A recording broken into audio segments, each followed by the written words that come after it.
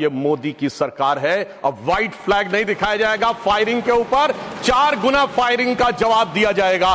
पत्थर पड़ने के दौर खत्म हो गया, मगर अगर किसी की अकल पे पत्थर पड़ा हो तो उसे बदला हुआ नजारा नहीं दिखाई पड़ता। इसलिए मैं कहना चाहता हूं, चश्मा उतारो फिर देखो यारो, दुनिया नई है चेहरा पुराना।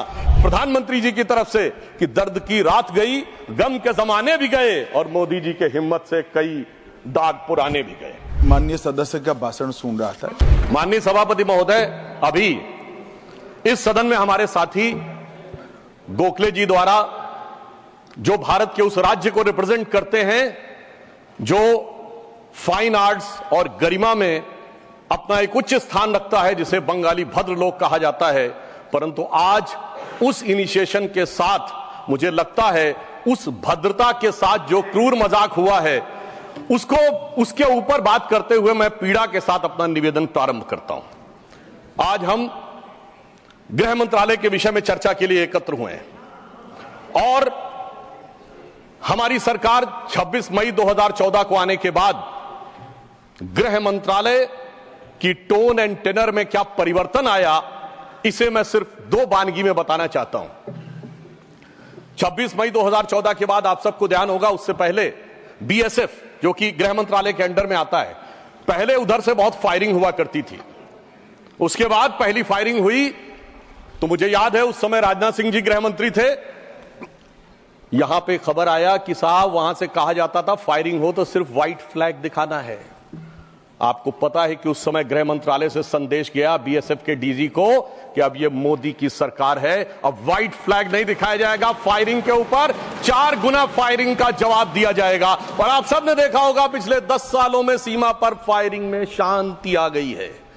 दूसरा उदाहरण देना चाहता हूं, जब हमारी सरकार आई 26 मई 2014 को, उस समय अभी आईबी का उल्लेख हुआ जो गृह मंत्रालय में आती है, इंटेलिजेंस ब्यूरो, उसके चीफ श्री आसिफ इब्राहिम थे जो कांग्रेस पार्टी के शासनकाल में आईबी चीफ बने थे। वैसे तो हम किसी भी अफसर को धर्म जाति के आधार पर नहीं देखते, पर उस समय इस बात का प्रचार किया गया था कि देखिए एक मुस्लिम अधिकारी को आईबी का चीफ बनाया गया। परंतु आज तक का भारत का इतिहास है, जब कोई सरकार बदलती है तो आईबी चीफ 1 महीने से ज्यादा नहीं रहता है। परंतु श्री नरेंद्र मोदी जी की सरकार में श्री आसिफ इब्राहिम का 8 महीने का कार्यकाल था और उन्होंने उसे 8 महीने का कार्यकाल पूरा किया। याद रखना चाहिए कि मोदी जी के कार्यकाल का पहला आईबी चीफ मुस्लिम समाज से था।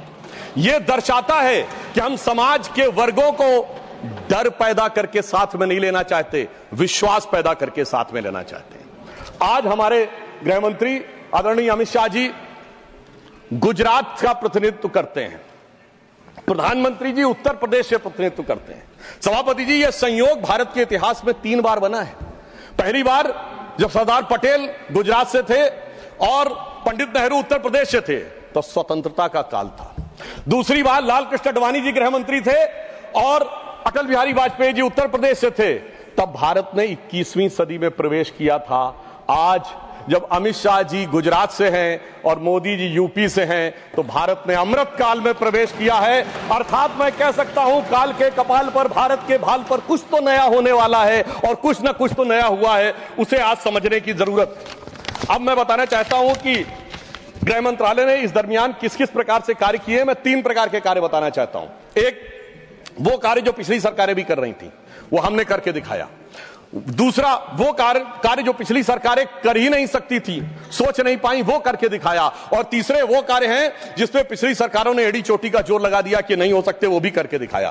पहली श्रेणी में वो कार्य हैं, यानी मैं मानता हूं दूसरी सरकारों ने भी प्रयास किया होगा कि आतंकवाद की घटनाएं कम हो और अपराध की घटनाएं कम हो। तो मैं बताना चाहता हूं आतंकवाद की जो कुल घटनाएं जून 2004 से 14 के बीच में 7214 थी, जो 14 से 2024 के बीच में 2240 है, 69% की कमी आई है।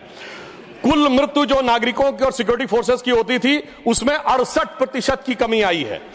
नागरिकों की जो मृत्यु होती थी उसमें 81% की कमी आई है। सिक्योरिटी कोर्सेस में जो फोर्सेस की जो मृत्यु होती थी उसमें 46% की कमी आई है।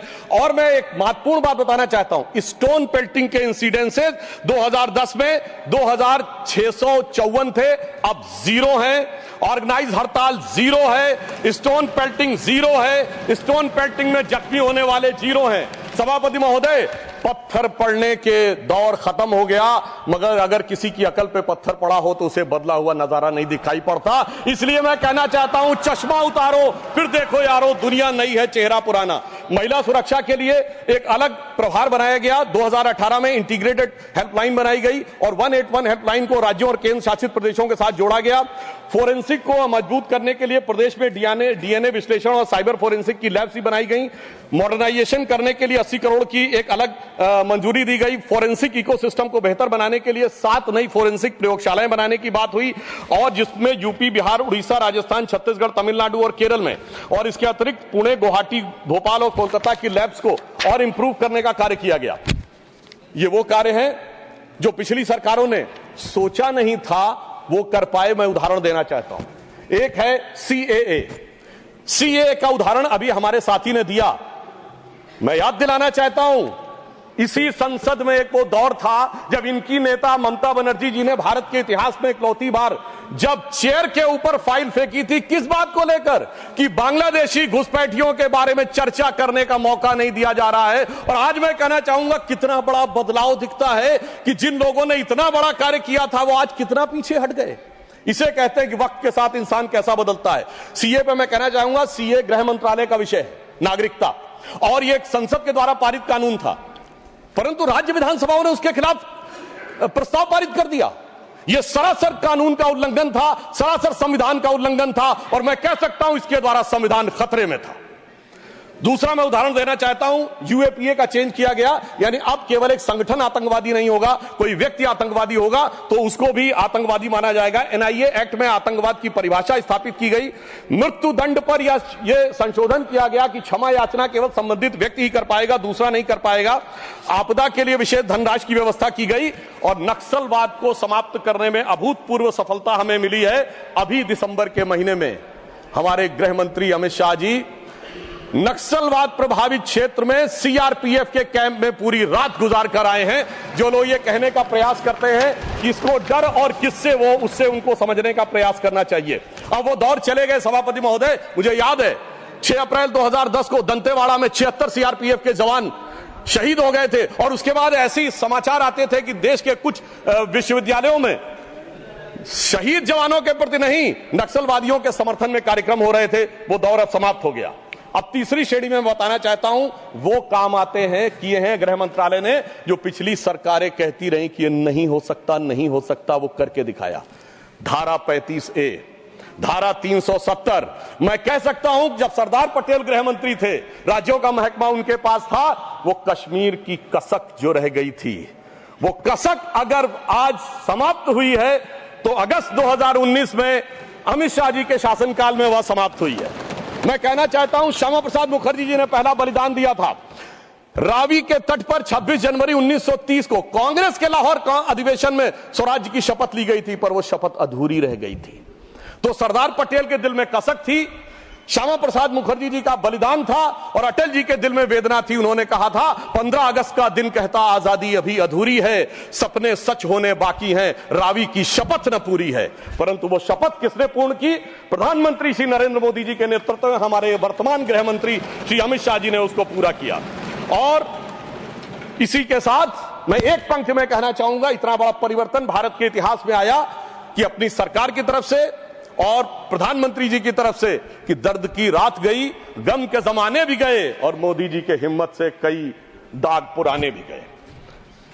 इसके अलावा जो कश्मीर में बड़ा परिवर्तन आया, मैं एक उदाहरण बताना चाहता हूं। अभी हमारे साथी ने डर का उल्लेख किया, तो मैं बताना चाहता हूं 10 सितंबर 2024 को भारत के पूर्व गृह मंत्री सुशील कुमार शिंदे जी का बयान था कि मैं गृह मंत्री के रूप में जाता था तो डल लेक में मैं गृह मंत्री के रूप में होता था, और डर के मारे उनकी क्या हालत होती थी, वह शब्द संसदीय नहीं है। तो मैं अपनी स्वरचित पंक्ति में कहना चाहूंगा, हमारे साथी सब समझ जाएंगे कि लहूलुहान थी घाटी और झेलम डरी हुई थी, खामोशियां रातों की दिन में भरी हुई थी, और दहशत का था वो आलम कि डल लेक घूमने में गृह मंत्री के पग के नीचे धरती फटी हुई थी।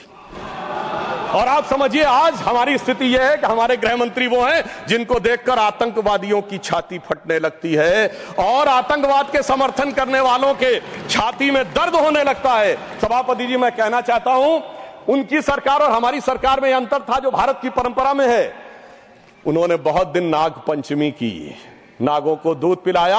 हमने जन्मेजय का नाग यज्ञ करके दिखाया जिसमें सारे नाग आकर समाहित हो गए। तो मैं एक पंक्ति में कहना चाहूंगा, कश्मीर घाटी को लहूलुहान करने वालों सुनो, एक भी शहीद हुआ जवान नहीं भूले हैं और दूध भी पिलाते हैं परंपरा हमारी मित्र, किंतु नाग यज्ञ का विधान नहीं भूले। और मैं ये कहना चाहता हूं, दूसरा उदाहरण, एक सिर्फ दूसरा उदाहरण, हमारे कांग्रेस के युवा नेता जिन्होंने तथाकथित भारत यात्रा निकाली, उसी कश्मीर कहते हैं कि हालात नहीं बदले।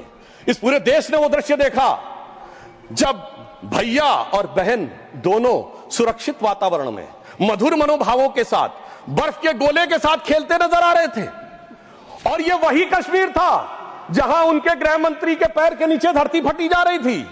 इतना बड़ा बदलाव भी दिखाई नहीं पड़ता। मैं पूछना चाहता हूं मेरे भाई कि अगर आप ये कहना चाहते हैं वही कश्मीर था जहां ऐसा इसके झंडे दिखाई पड़ते थे, जहां पाकिस्तान जिंदाबाद के नारे दिखाई पड़ते थे, वहां पर अगर आरजी और पीजी दोनों एक साथ सुरक्षित थे, एसजी भी खुश रही होंगी, मुझे लगता है जीजा जी को भी खुशी का एहसास होना चाहिए। मैंने किसी का नाम नहीं लिया है। और इसके लिए गृह मंत्री जी को साधुवाद देना चाहिए कि कश्मीर में इतना बड़ा बदलाव देखने को मिला है। कम से कम इतना तो करना चाहिए। और मैं अपने साथियों से कहना चाहूंगा जो उनके नेता बोलते हैं डरो मत, हकीकत का सामना करो कि कितना बदलाव आया है, इसको स्वीकार करो, डरो मत। डरने का काम देश के विरोधियों के लिए छोड़ दो हमारी सरकार में। इसके अलावा हमारी सरकार के समय में इंडियन पैनल कोड को भारतीय न्याय संहिता के रूप में जो बदलाव किया गया वो एक महत्वपूर्ण बात है। परंतु मैं सभापति महोदय यह भी बताना चाहूंगा कि जब भी किसी चीज की तुलना हो तो तुलनात्मक होनी चाहिए। जब हमारी सरकार आई और गृह मंत्रालय का दौर आया तो उस जमाने में क्या अंतर था सिक्योरिटी में और आज क्या बड़ा अंतर है। राष्ट्रीय सुरक्षा सबसे प्रमुख दायित्व है। जैसा कि हमारे साथी ने कहा, लॉ एंड ऑर्डर तो स्टेट का सब्जेक्ट है, पर राष्ट्रीय सुरक्षा गृह मंत्रालय की बात मैं पूछना चाहता हूं। हमारी सरकार आने से पहले दिल्ली में धमाके नहीं होते थे क्या? मुंबई में नहीं होते थे? चंडीगढ़, गुवाहाटी, लखनऊ, फैजाबाद, जयपुर, नागपुर, हैदराबाद, कौन सा ऐसा शहर का जहां धमाके नहीं होते थे? चलती ट्रेन में धमाके, चलते बस में धमाके, लोकल ट्रेन में धमाके, और लिखा रहता था बस अड्डे पे धमाका, रेलवे स्टेशन पे धमाका, लिखा रहता था छूना नहीं, धमाका हो जाएगा। मगर इसके बावजूद आज वो केवल दक्षिण कश्मीर के 4 जिलों तक सीमित हो गया है। इसके बावजूद इतना बदला हुआ नजारा नजर नहीं आता है। यह दर्शाता है कि कितना पूर्वाग्रह की दृष्टि है। और यह भी मैं बताना चाहता हूं, इस सरकार, पिछली सरकार के शासनकाल में जांच के अंदर किस प्रकार का कार्य हुआ, मैं 2 चीजों का उदाहरण देना चाहता हूं। समझौता एक्सप्रेस केस दुनिया के इतिहास का इकलौता केस होगा कि पहले वहां सरकार जांच कर रही थी कि पाकिस्तान ने कराया, अचानक यू टर्न ले लिया और तथाकथित हिंदू आतंकवाद पे आ गए। किस आधार के ऊपर? आरोपी के रूप में असीमा आनंद जी का जेल में इंटरव्यू। मैं पूछना चाहता हूं जेल में इंटरव्यू कैसे हुआ? बजाय इंटरव्यू लेने वाले पे कार्रवाई होने के पुलिस के सामने दिया गया बयान एडमिसिबल नहीं होता है और इंटरव्यू के आधार के ऊपर चेंज कर दिया। जबकि डेविड कोलमैन हेडली की तीसरी पत्नी फौजिया का अमेरिका में दिया इंटरव्यू है जिसमें सीधे सीधे उसने कहा कि यह पाकिस्तान का इन्वॉल्वमेंट था। दूसरा उदाहरण देना चाहता हूं, इशरत जहां केस। यह दुनिया के इतिहास में इन्वेस्टिगेटिव एजेंसी में एक अद्भुत उदाहरण होगा कि पहले भारत की आईबी और सीबीआई दोनों कह रही थी कि इशरत जहां आतंकवादी है, फिर अचानक सीबीआई ने स्टैंड चेंज कर दिया और कहा वो आतंकवादी नहीं है। मगर सभापति महोदय, आईबी चीफ कहते रहे कि वो आतंकवादी है। यानी ऐसा विचित्र उदाहरण था कि एक ही सरकार की 2 एजेंसी एक दूसरे के खिलाफ बोल रही थी। और जब हमारी सरकार आई और वो हलफनामा बदलने का आधार पूछा गया तो सभापति महोदय फाइल गायब थी। यह दर्शाता है कि सिक्योरिटी का किस प्रकार से मजाक उड़ाया गया। 26/11 का हमला हाफिज सईद ने कराया, यह इनकी सरकार मानती थी, मगर हमारे कई सम्मानित नेता उस तरफ बैठे जो कहते थे आरएसएस ने कराया। सिक्योरिटी का जिस प्रकार का मजाक इनकी सरकार में उड़ाया गया है, यह दर्शाता है कि वो सिक्योरिटी किस प्रकार की थी। मुझे समझ में नहीं आ रहा था कि वो लोग जो अपने जमाने में क्या कहते थे कि इशरत जहां बेटी है, याकूब मेनन की जुडिशियल किलिंग हुई है, अफजल हालात का मारा है, जाकिर नायक शांति का मसीहा है, ओसामा जी हैं, हाफिज साहब हैं। इस हालात के बाद क्या होना था? मैं पूछना चाहता हूं, ये डर के बोल रहे थे या प्रेम से बोल रहे थे? या आपकी मोहब्बत की दुकान के सरमाएदार थे या मोहब्बत की दुकान के खरीदार थे? और मैं सिर्फ अब 2 स्टेटमेंट कोट करना चाहूंगा उस सरकार की हालत के लिए। 20 जनवरी 2013 को तत्कालीन गृह मंत्री सुशील कुमार शिंदे जी ने जयपुर में वक्तव्य दिया कि आरएसएस के कैंप्स में टेरर ट्रेनिंग की जाती है, और जब सुषमा स्वराज जी ने आके सदन में पूछा, गृह मंत्री ने अपना बयान वापस ले लिया। सोचिए, इस प्रकार का मजाक भारत की सुरक्षा के साथ कभी सुनाई नहीं पड़ता। और 14 जुलाई 2011 को कांग्रेस के एक चिर युवा नेता जो चिर क्रोधित और चिर आक्रोशित रहते हैं, उन्होंने एक वक्तव्य दिया था, but terrorism is something that is impossible to stop all the time. यानी हमेशा के लिए आतंकवाद को रोकना मुमकिन नहीं है। सभापति महोदय, जिस सरकार का चाल चलन ऐसा था, उसके हालात में रोकना मुमकिन नहीं था, पर आज मोदी जी की सरकार है तो मोदी है तो मुमकिन है, वो हमने करके दिखाया। मैं दूसरा बताना चाहता हूं उदाहरण। एक दौर था जिस जमाने में 26/11 हमले के बाद से पहले 2007 में आंतरिक सुरक्षा के लिए नीति क्या थी? हवाना में जाके यह कहा कि पाकिस्तान आतंकवाद से पीड़ित देश है। यह भारत सरकार का ऑफिशियल स्टेटमेंट था। 26/11 के हमले के केवल 9 महीने बाद जुलाई 2009 में शर्म एल शेख में ज्वाइंट डिक्लेरेशन में बलूचिस्तान का उल्लेख आया और यह कहा गया टेरर के अटैक से टॉक्स प्रभावित नहीं होंगी। मगर सभापति महोदय, जो हमारी सरकार आई तो हमने कहा टेरर के साथ टॉक्स नहीं होंगी। और जब से मोदी जी की सरकार आई है, हमने इस बात को बिल्कुल साफ साफ कर दिया है। और इसीलिए पिछले 11 साल ऐसे जब कोई औपचारिक द्विपक्षीय वार्ता नहीं हुई, सभापति महोदय, क्योंकि जब से हमारे गृह मंत्री जी आए हैं, हालात में जानते क्या बदलाव आया है? उस जमाने में शांति के कबूतर उड़ा करते थे, अब गुरु गोविंद सिंह जी के बाज उड़ते हैं। और जिसे हम अपने लखनऊ की भाषा में कहते हैं कि अम्मा मियां वो दिन लद गए जब उस्ताद लल्लू खा फाख्ते उड़ाया करते थे। और अब वो बदलाव ये देखने को मिला है। ये लोग तो वो हैं सभापति महोदय, जिन्हें भारत इतना कमजोर चाहिए था, किसी संसद भवन की छत के ऊपर जो शेर बने हैं उसके लिए लोग गए थे कोर्ट में कि शेर ज्यादा आक्रामक दिख रहे हैं। यानी इन्हें शेर बिल्ली जैसे चाहिए थे, बिल्ली जैसे नहीं, भीगी बिल्ली जैसे चाहिए थे। परंतु शायद ये भूल गए कि हमारे प्रधानमंत्री जी और गृह मंत्री जी गुरु गोविंद सिंह जी से भी प्रेरणा लेते हैं, शिवाजी महाराज से भी प्रेरणा लेते हैं, महाराणा प्रताप से भी प्रेरणा लेते हैं। और उनकी तरफ से हमारी नीति के लिए कहना चाहूंगा कि मन में है धैर्य और तन में प्रचंड शौर्य, बन चंद्रगुप्त मौर्य प्रलय मचाएंगे। और महाराणा और शिवा की संतति कहाते हम शीश कट जाए भले झुकने ना पाएंगे। और बार बार छेड़िए ना भारत स्वाभिमान को, अन्यथा बाद में बहुत पछताएंगे। सौगंध मां भवानी की उठेगी ललकार, जब आपके घरों पे चील कौवे मंडराएंगे। और यह आपने देखा, ये बालाकोट में भी दिखा, ये सर्जिकल स्ट्राइक में भी दिखा। और तब हमारे विरोधी क्या कहते थे? आदमी मरे थे कि कौवे मरे थे, पेड़ गिरी थी कि बिल्डिंग गिरी थी। इस प्रकार के मजाकिया बात करने वाले लोगों को मैं बताना चाहता हूं कि भारत की व्यवस्था, अभी एक विषय का उल्लेख आया हमारे साथी ने, मैं एक बात पूछना चाहता हूं। वोटर डुप्लीकेशन की बात हमारे विरोधी उठाते हैं। मैं कहना चाहता हूं, अगर वोटर डुप्लीकेशन की बात करना चाहते हो तो पहले सिटीजनशिप डुप्लीकेशन तो क्लियर कर लीजिए। क्यों नहीं एनआरसी के लिए हां बोल देते हैं, उसके बाद यह मुद्दा ही खत्म हो जाएगा। भाई, जब आप कह रहे हैं कि वोटर्स को लेकर आपके मन में संदेह है तो एक बार एनआरसी करवा दीजिए, दूध का दूध पानी का पानी। मगर सभापति महोदय, एनआरसी क्यों नहीं करानी है? उसका कारण यह है कि पिछले चुनाव में सबसे बड़ी जीत कहां पे हुई है? असम की धुबरी सीट पे कांग्रेस के नेता रकीबुल हसन 10,25,000 से जीते हैं। और असम के जो हमारे साथी यहां बैठे होंगे, धुबरी को मिनी बांग्लादेश कहा जाता है।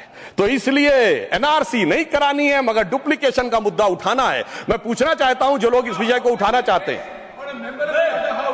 सर, मैंने तो बोला ही नहीं, मैंने तो सिर्फ ये तारीफ की वो जीते हैं। I have just put up the facts and nothing personal. I have said he has got the biggest. Sir, हमने तो सिर्फ एक डाटा बताया है। Sudhanshu ji, take your seat.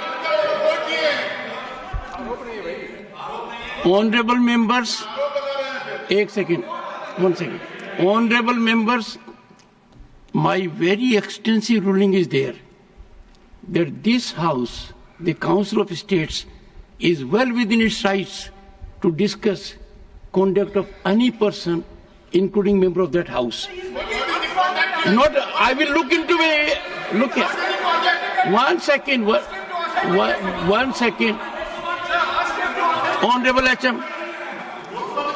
मान्यवर, मैं बड़े ध्यान से माननीय सदस्य का भाषण सुन रहा था। इन्होंने कोई टिप्पणी माननीय सदन के दूसरे सदन के सदस्य के लिए नहीं की। इनका जीत का मार्जिन बताया। वो रिकॉर्ड का हिस्सा है मान्यवर, भारत के चुनाव आयोग के रिकॉर्ड का हिस्सा है। और इसमें अगर थोड़ा ऊपर नीचे होगा 2-5 हजार, तो कल भाई लेटर देकर सुधार देना सुधांशु। नहीं, एक सेकंड